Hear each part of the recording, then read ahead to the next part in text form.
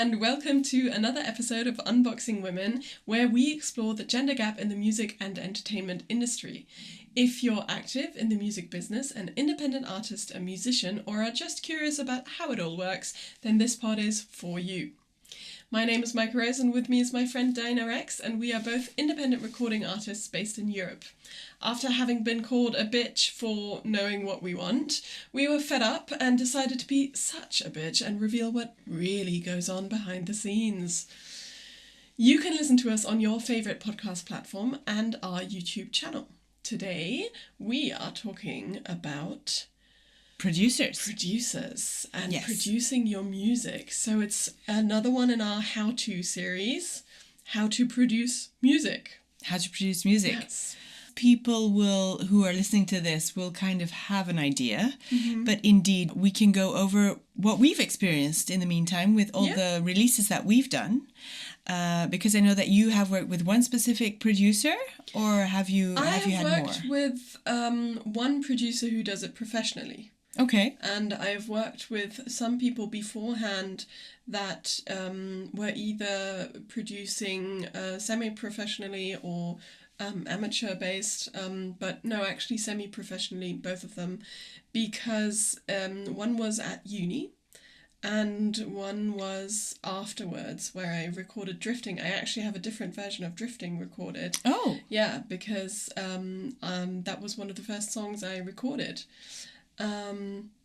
The original version. Yes, but unfortunately a lot went wrong in that recording, not because of the producer, but actually because of the pianist. And it was a communication issue between us, that he was a classical pianist and I told him I wanted it to sound like water, because this is the thing. This is something that I do that shouldn't be You're done. an artist. Yes. So I go and I say, I wanted to feel like this. I wanted to, feel like that. And I wanted to feel like, I wanted to sound green. Yeah. Or I wanted to sound deep, or whatever. And I don't mean deep as in low. I mean deep as in like something ethereal and whatnot. You just have you go and you voice how you want it to feel, but I don't have specific things in mind. So what I would suggest for people to do is actually have snippets of what you would ideally maybe want it to sound like, or what you mean when you say that. References. So, exactly, you need references. I never had references, so my producers obviously didn't have anything to work with, but the pianist, as he was a classical pianist, and I found this out because I re-recorded Drifting with another producer, and he was also a classical pianist or had classical training, and said, the issue was that when you tell a classical pianist to make it sound like water, all the classical songs are rivers. And they're not the ocean. I wanted it to sound like the ocean. I wanted it to sound like waves. I wanted it to sound like thrumming and dark and full. And in the beginning, it's slowly lapping, and then it builds into a storm, right? So that's what I was envisioning, and that's not what he was doing. And I didn't know how to express that. Okay, because when you said water, I also immediately went to maybe not a stream, but to flowing water, so more rivers. Yeah. That's very interesting. So that was a big communication issue. And that's why that was always on the back burner, because it was just, I loved the way that I was directed by that producer as well, but it was just, it didn't work. It just wasn't it, yeah. And were you, because you were saying piano, it wasn't at the same time, so it was different sessions. It was at the same time. It was at the same time? Yeah. As in the same space. He would play and then I would do my vocals afterwards. But yes, it was on the same day. Oh yeah, no. Right. I mean at the same time. So it wasn't at the same time. He was recorded exactly. separately than you. Yes. Okay, yeah.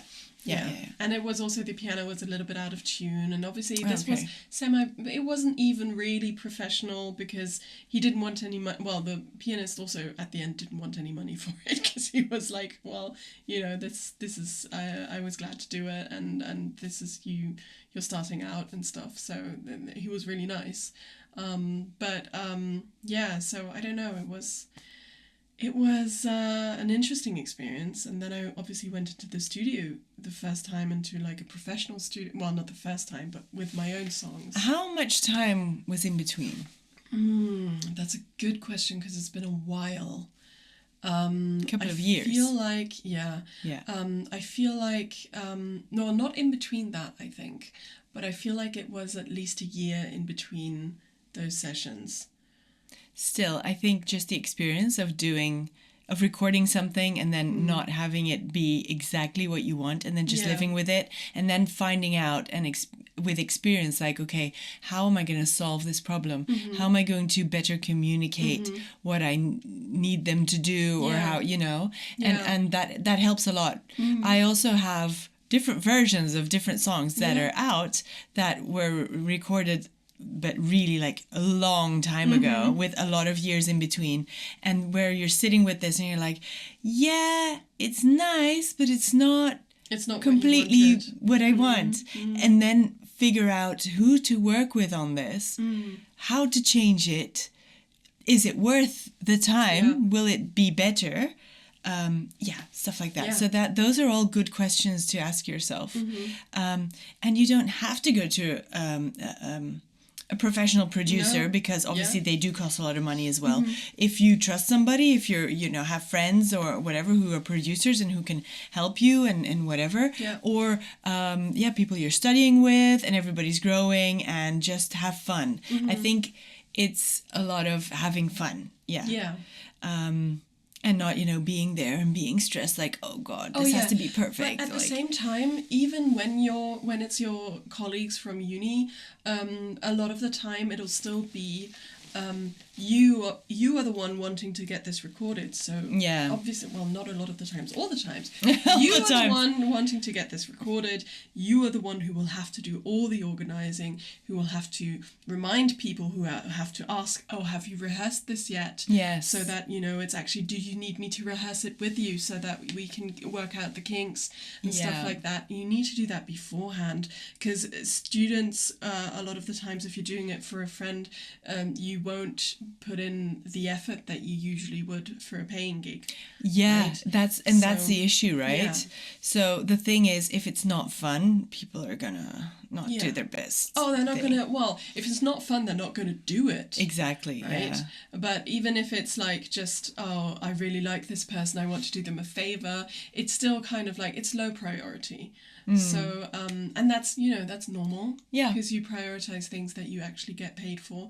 And if you pay, I mean, I did pay my some of my uni friends for one recording. It's been so long ago. This was this was after I'd finished studying. It was 20 when did I finish? 2017. So it's been a while now, but I went back and did a recording with them, and I have that somewhere as well. I did a show reel, and I still have that. I've never used it.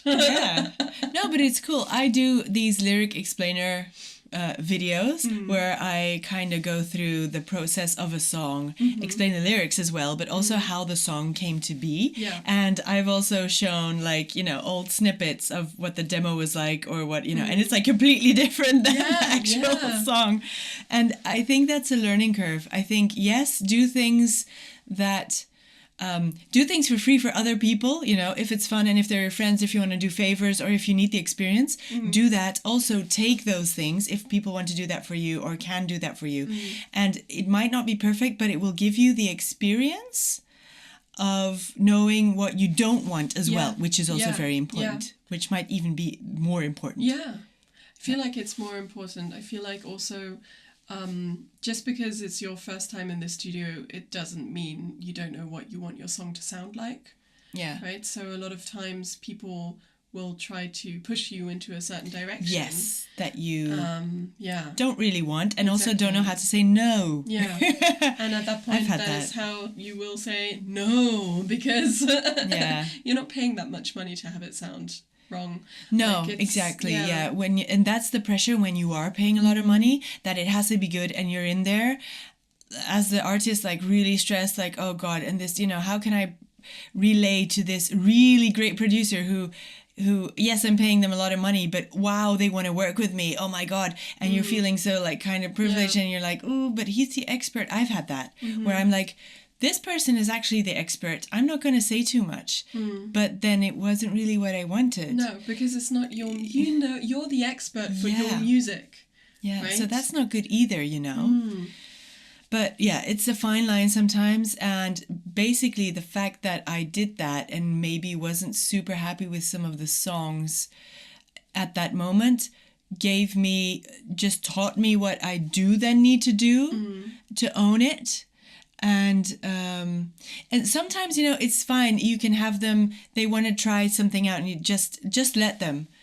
And let them either prove themselves wrong, or prove themselves right, or like you're like, oh wow, this is actually better, And that's how I work with my current producer, and we bounce ideas off each other, and I'm not going into the studio with like, okay, this has to be this song. I have references with me, but I'm open to suggestions, and if it doesn't really sound right, well then we'll just remove whatever we just did, even if it took us some time. I mean, also if you don't go in with references, then you're less likely to get what you want, because you might get something great, honestly, you might, but you're less likely to get what you want, because you have a specific sound in your head for what you imagine. When you're writing a song, you're already imagining what it's going to sound like.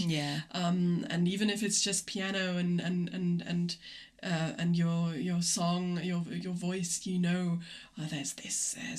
there's backing here, and there's, like, it's not even, you maybe not be able to voice it that way, but you have a feeling for it, and you have a feeling for your song, and that is something that you need to be able to express in some way. So finding things, even if you say kind of like this, but not quite, it helps, because it kind of gives the feeling. And then it's just trial and error. We tried a lot of things in some of my songs.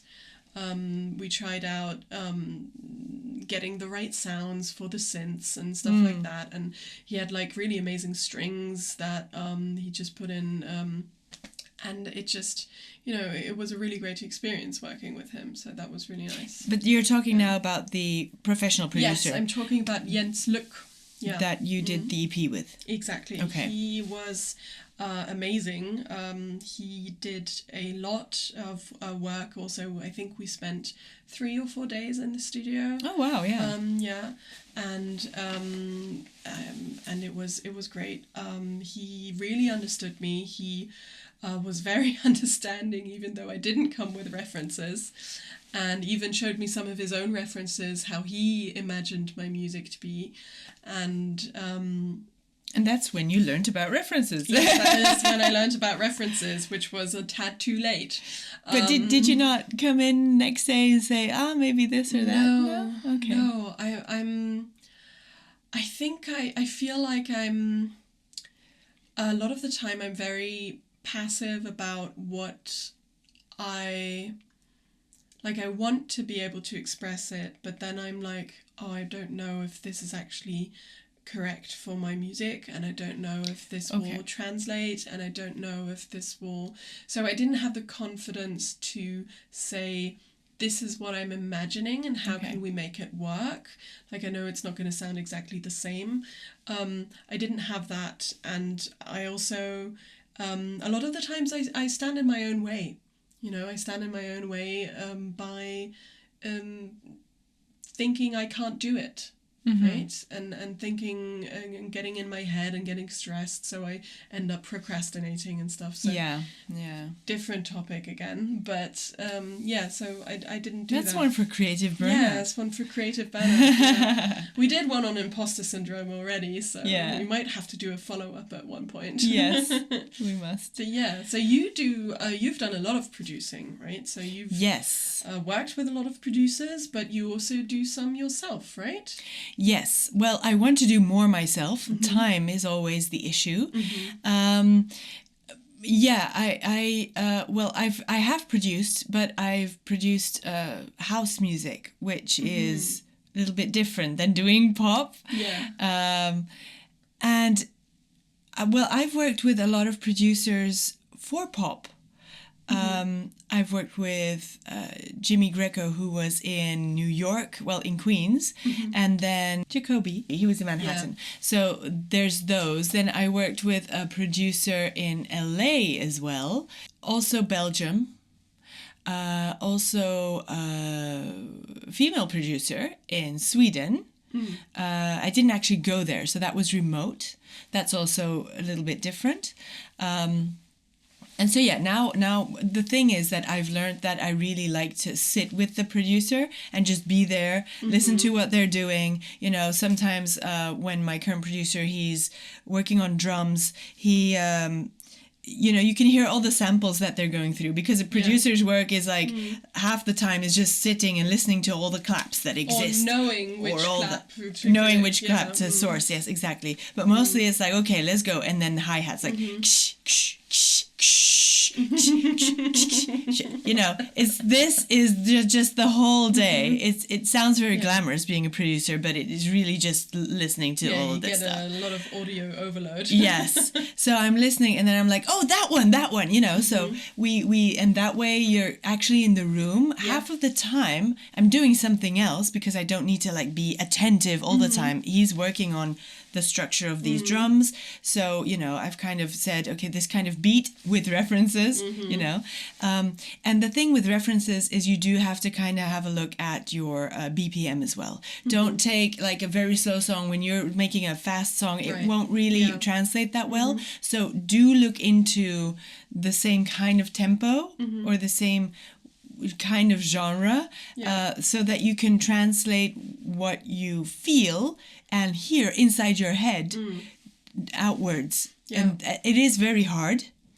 A lot of jargon as well. So I would say, if you're not familiar with what a rim shot is, or a hi-hat, or a clap, or a reverb, or a delay, or all of that stuff, just Google it and find out production terms. You can actually Google a list of this stuff and just get a bit familiar with what that is, so you can express videos. Or YouTube videos, so you can at least, if you're not producing yourself, that you can at least say and know what they're saying to you, or voice how you want it. Because a delay and a reverb are not the same things, or a chorus, for example. That's true.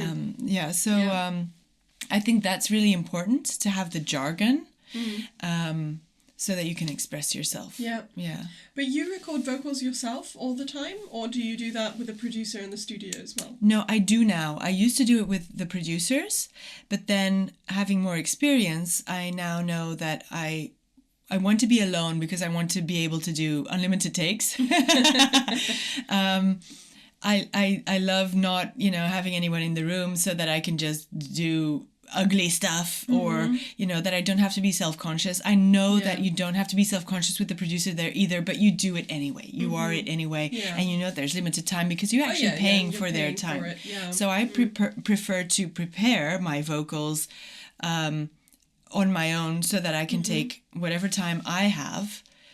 I'm not paying anyone. Yes, I have to pay all the material, so that is an investment that you have to do in your own recording studio, and also getting it to sound right. So I have a kind of a vocal booth now. People who follow me know the ISO Vox. It's important to know what you need to be delivering, because you need to deliver a clean vocal if you're going to do it yourself. It needs to be a good quality microphone, so that there's not too much in the highs, or not too much in the lows, or not too much noises, because anything that the producer has to take away from the recording can also be taken away from your voice. So it needs to be the cleanest possible, the driest possible, which is without any effects. So no bouncing off walls in your studio. It needs to really be clean.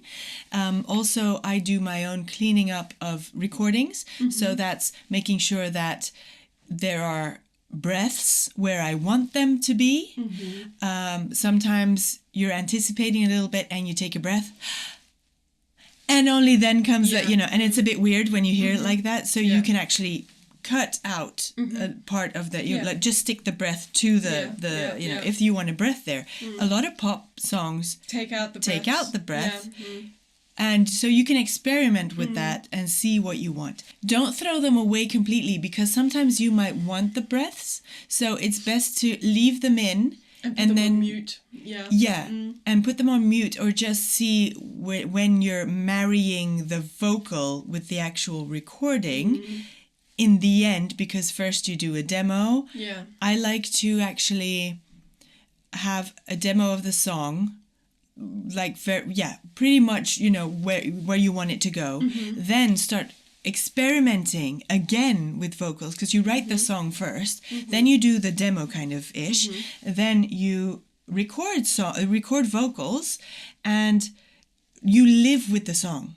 So what I like to do is only a lead vocal, and then you live with the song in your car or whatever when you're driving around, just unconsciously. The most unconscious way of working with it, that you just all of a sudden it so much by heart that you start doing other things. You start doing the harmonies, you start putting little do-do-dos in somewhere else, or ahs or whatever.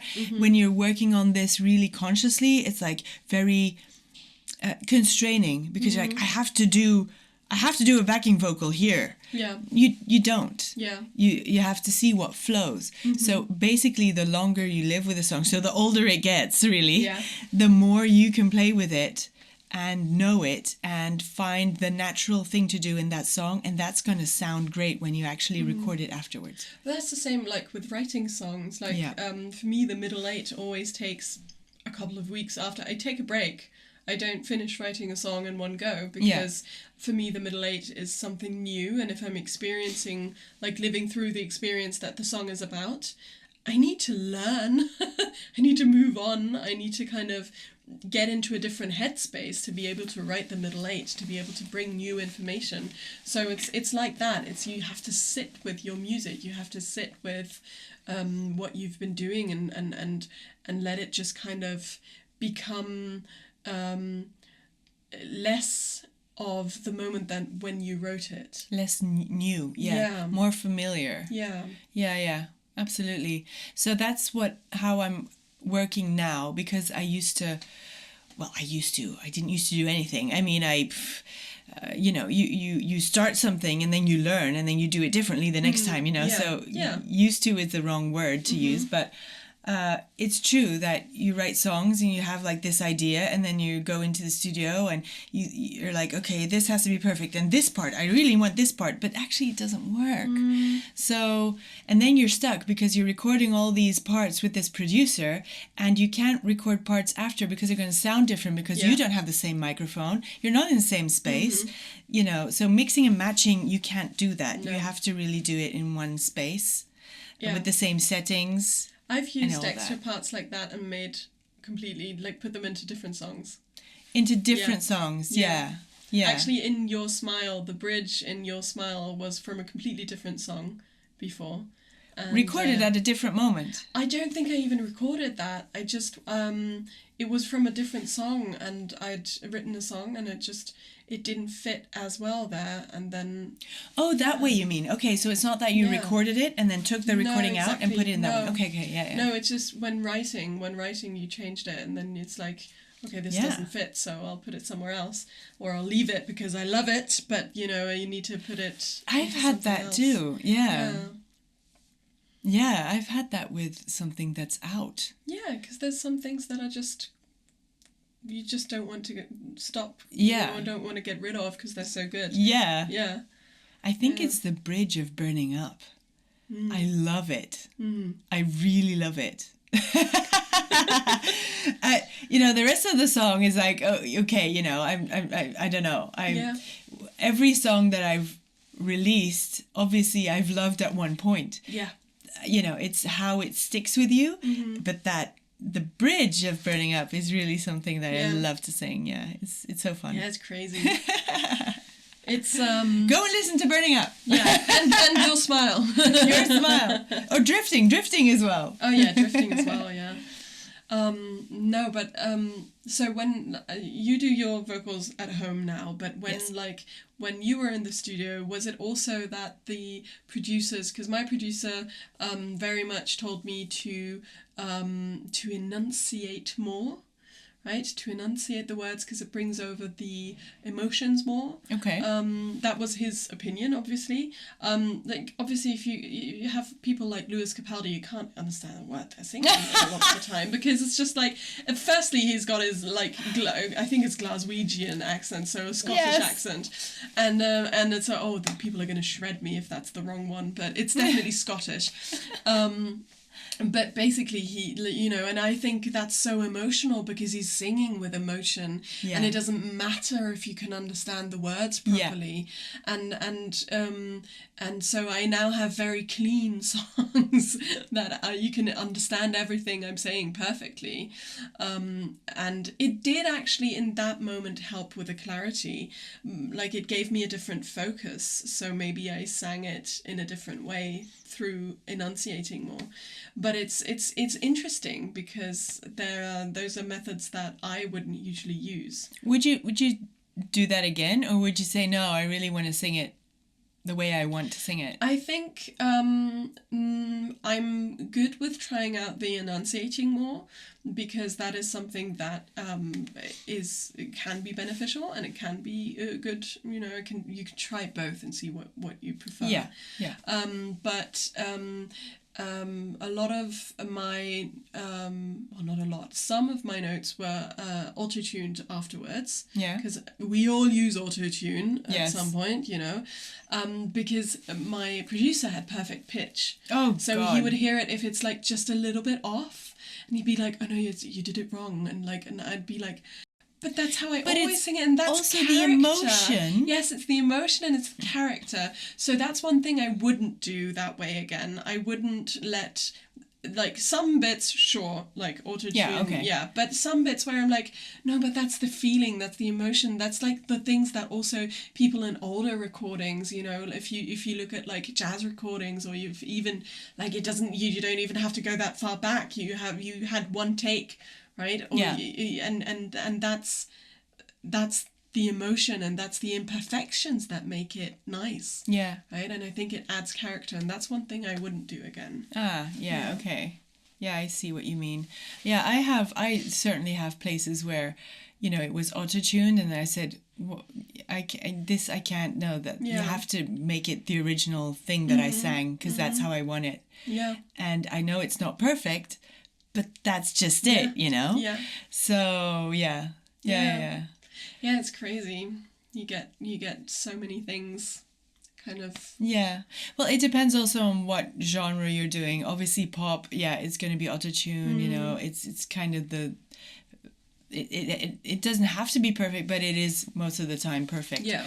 And it also depends. I think for a release that you're going to do, like a studio recorded release, it can be more perfect than if you're going to record a live album, because that's different. We're all recorded,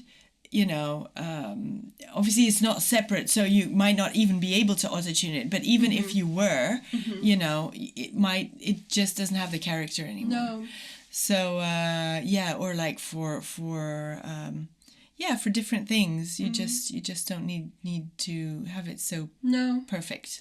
No, and that's the thing, because we both sing on pitch, right? Yeah. Obviously there's the occasional wrong note, everybody has that, but in our own songs it's quite difficult to sing off wrong because we know our songs our songs, right? Yeah.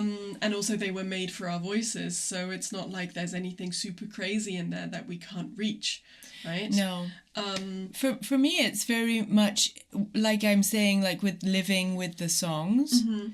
In the beginning because it's new, because you're also like thinking, what were the lyrics again? Like you just wrote it, you know. So you're singing it imperfectly, and then the more you live with it, the more you find like, oh, this is this note, you know, like da da da, da da, and then the more you sing it. Also during my recordings, the first 3 takes are very wobbly, and then you find the rhythm, and there's some notes that you take, like, okay, here I want to not be on the 4 to the floor beat, but I need to sing it a little bit differently. I need to put the accent somewhere else.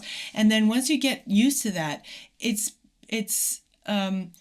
much easier to, you know, for that first note in, to actually get the right pitch and to get it, you know, well, to get it well.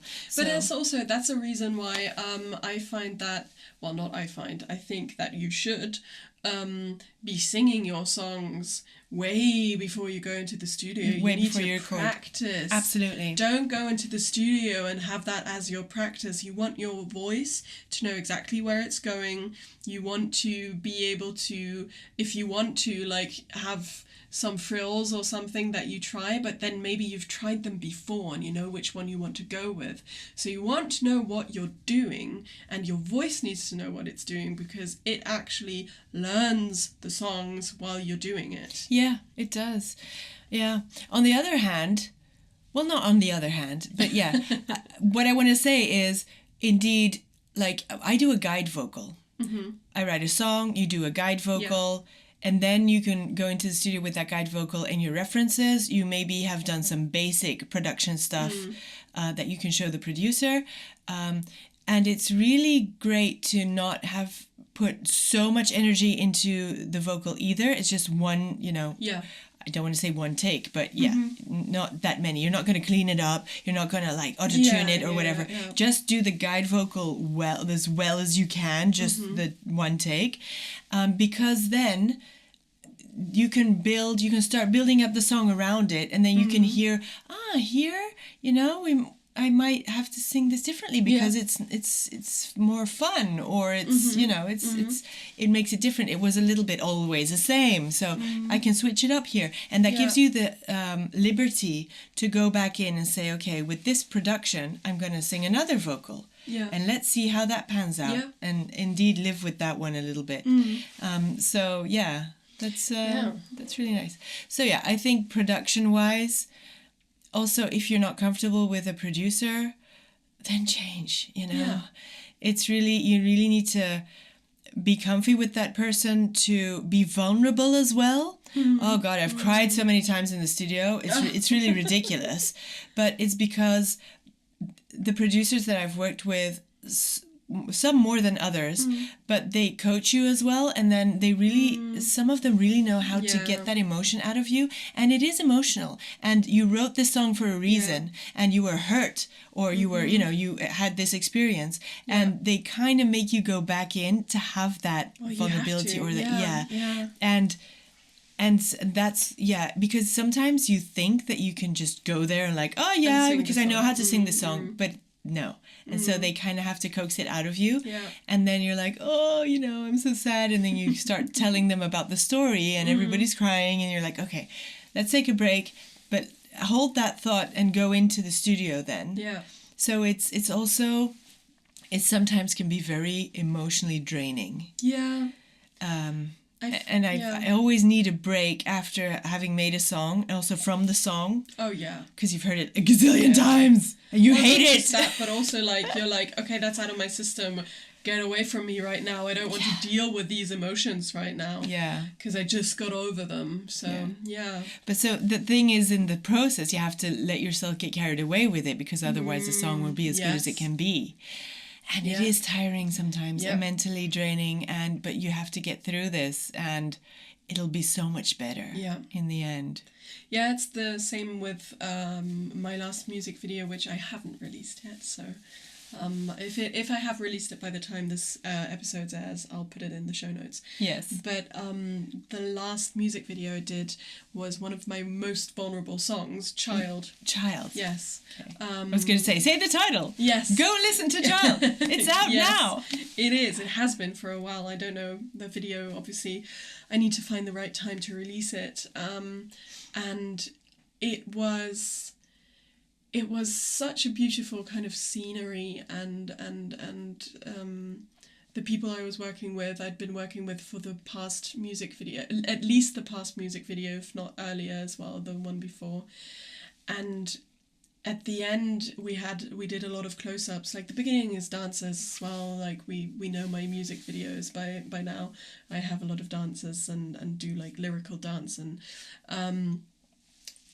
the last shots were close-ups of me, so it was all on me to kind of live through, and it took me a couple of takes to get into the emotions, but then I was in the emotions, and we did 2 takes where I was in the emotions. I cried at the end. I have a shot where like there's one perfect tear rolling down my cheek. Wow. And it's amazing. I think the video is a little bit out of sync there with my vocals. Well, not the vocals itself, the song is perfect, but like because we wanted the tear, it's exactly the right moment. Okay. So the lip syncing isn't completely perfect there. But it was and after that I sat down and I was so exhausted. Yeah. I was exhausted. I was shaking. I was like, my choreographer, she came up to me and she was like, "Are you okay? Just calm down. It's always really emotional," because she's a musical actress as well, so she knows. Yeah. She knows how it is. And I've never been able to cry on command, because this was obviously me reliving the emotions. Yeah. And it gives me a little bit more insight into how actors do it and how draining that must be to do these scenes. Yeah. And so, that's how you have to be in the vocal booth as well. Yeah. So it's daunting, and it's like, you don't really feel like doing that, you know? Yeah. It's... Everybody just expects you to love going to the recording studio and like, oh my God, you're working on music, you know? But it's really emotional because Yeah. So anyway, do it. Yes. It's good for you. Yes. It's good for the song. Yeah, no, basically just know how you want it. If you don't know how you want it, also fine. Ask and you'll get there in the end, because it's a journey of learning what you want, what you don't want, who you want to work with, who you're comfortable with or not comfortable with. And even if it takes a while to find the right producer, it's always worth it in the end. Yeah. Because you don't want to sit there with a song that you're not happy with because you're not going to release it. It's not the best that it can be. Yeah. Don't release it then also. You know, not because I made this so I have to release it. Yeah, exactly. Don't do it. Yeah, it will come back around and it will be good when it needs to be. Yeah. Yeah. Also for our fellow people who, well, I was going to say girls who want to, or women who want to have female producers, but I guess guys as well, if you want to have a female producer. At least in Germany, there is the Music Women Germany website, which has a database on all women in, well, not all, everybody, you have to register yourself, but there's a lot of women on that database who work in the music industry. So there's producers, there's artists, there's radio show hosts, there's everything on there. There are a lot of communities out there where you can find a list of female anything, you know, female producers, female mastering engineers as well. Yes. Because that's a new thing that now a lot of women are breaking through in the mastering world, which is really great. Yeah. So yeah, I'm actually following a lot of mastering engineers, of female mastering engineers on Instagram and stuff. So that's pretty interesting. Yeah. To see, because mastering is also one of the things that is underestimated. So underestimated. Yeah. I think it's also, people think you produce a song and then it's finished, but you have to get it mastered first. Yeah. I remember my producer suggested that I go have it mastered somewhere else, because he can do it, but he always prefers somebody else to have a look at it. Yes. So that you've got the deaf ears of having listened to it non-stop. So many times. So you need new ears to actually listen. Yeah. So that's actually a good piece of advice. There's also mixers, because, well, we work more and more with producers who also mix the tracks. So for people who don't know what the difference is, producing is making the sounds and making the track, really, making the instrumental, and maybe you have a session musicians who come in and record. So a producer knows about microphones, they have session musicians record, or they make synths, or work with all these add-ons MIDI and stuff yeah. themselves.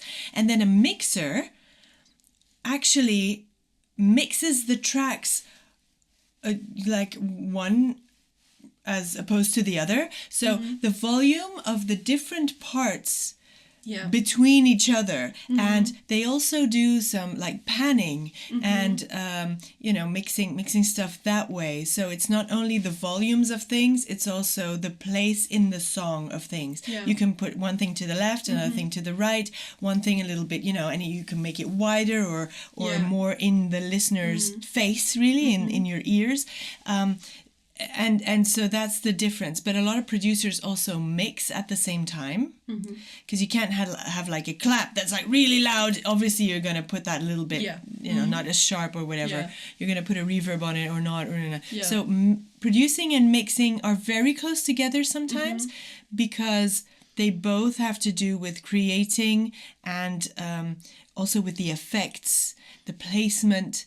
But you can have three different people. You can have a producer, a mixer, and a mastering engineer. But the mastering engineer and the other two, mostly it's one person and one person. The mastering engineer has to be somebody else, because the others are too close to the song. They've listened to it for I don't know how long. Actually, my mastering also did another mix. So my producer did a mix. And then my mastering engineer did another mix, because the piano was in one song was just not bright enough. It was EQ'd. Something was EQ'd in a way that it just wasn't cutting through, like you couldn't hear it, and he thought that was like sad that you couldn't hear it. And so I asked for the stems so that I could send over the stems, and then he could do obviously the things. Which one did you prefer? He only showed me the finished mastered one, so I really loved that. Loved that.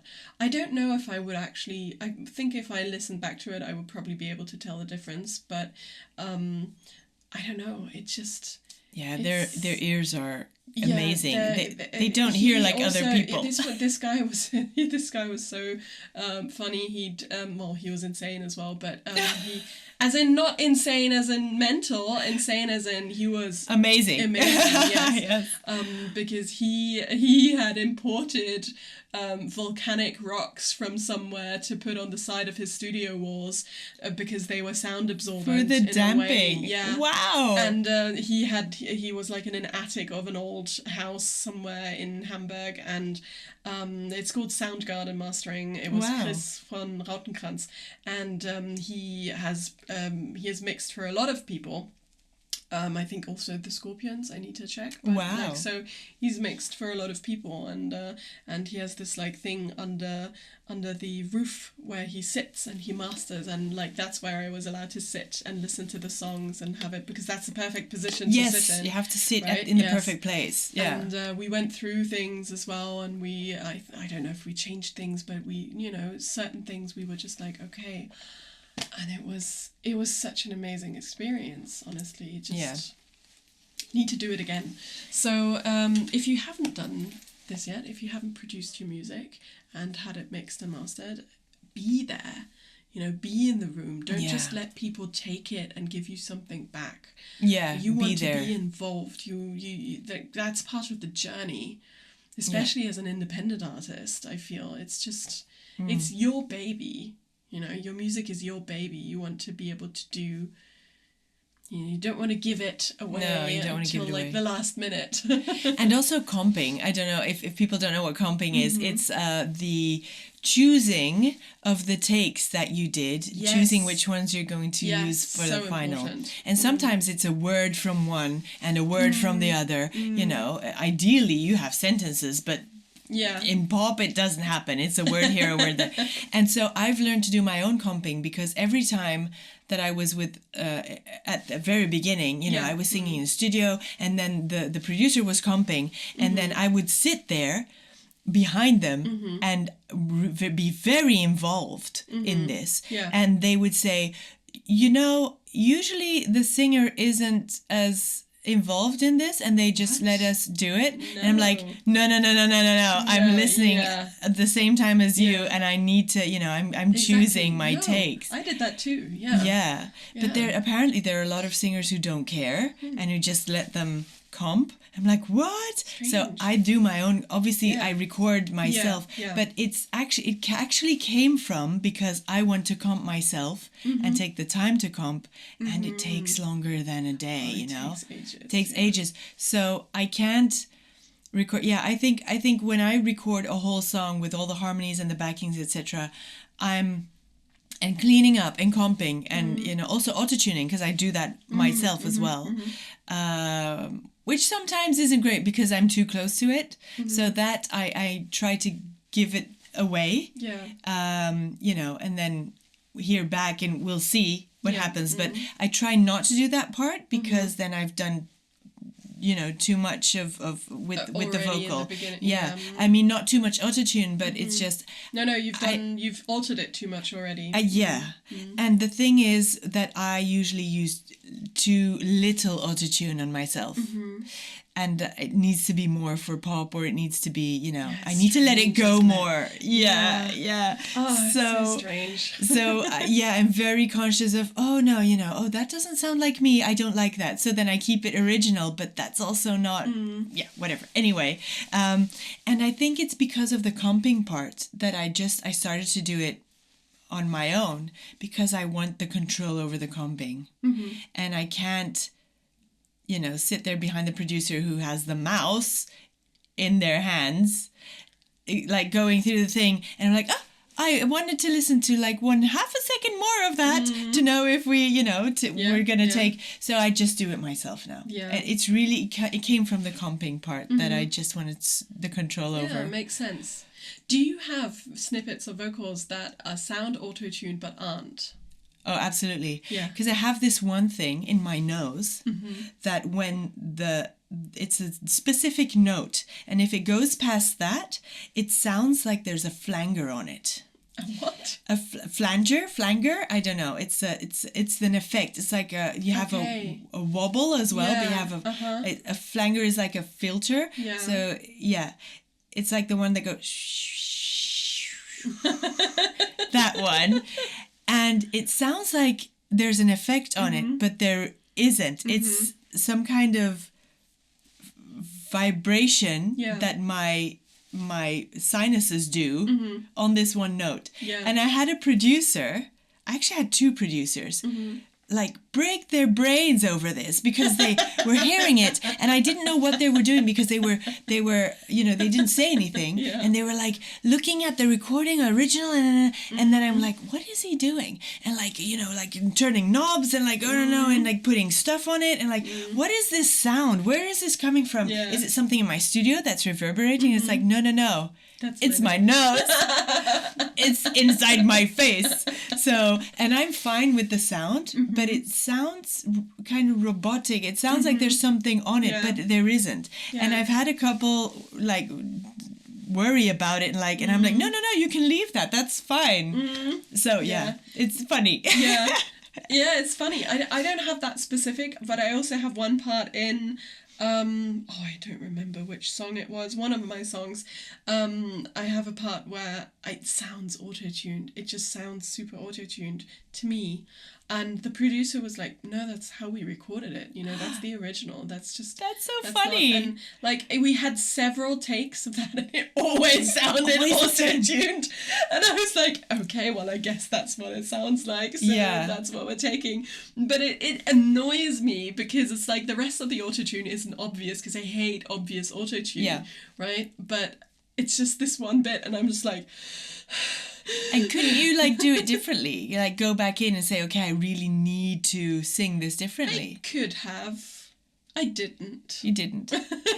Because that's the thing, unlearning, sometimes there's 7 takes that are exactly the same. Well, not exactly, but pretty much exactly pretty the same. much you're always singing it there, and you would like to put the accent a little bit later because you want to be just behind the beat or something, and you always bloody do it in the same way, and you can't not do it. It's so annoying sometimes that you really have to unlearn singing this specific part that way. Yeah. Yeah, crazy. Well, that's Anyway. all for today, I think. So thank you for tuning into Unboxing Women. If you've ever had an experience that you want to share with us, send us a DM or tag us in your posts with the hashtag suchabitch, or send us an email on suchabitch@unboxingwomen.com. Don't forget to drop us a like on Instagram or wherever you're listening to us. My name is Dana Rex, and I've been chatting with Maika Rose. Tune into another episode of Unboxing Women next week. See you. Bye. Bye-bye.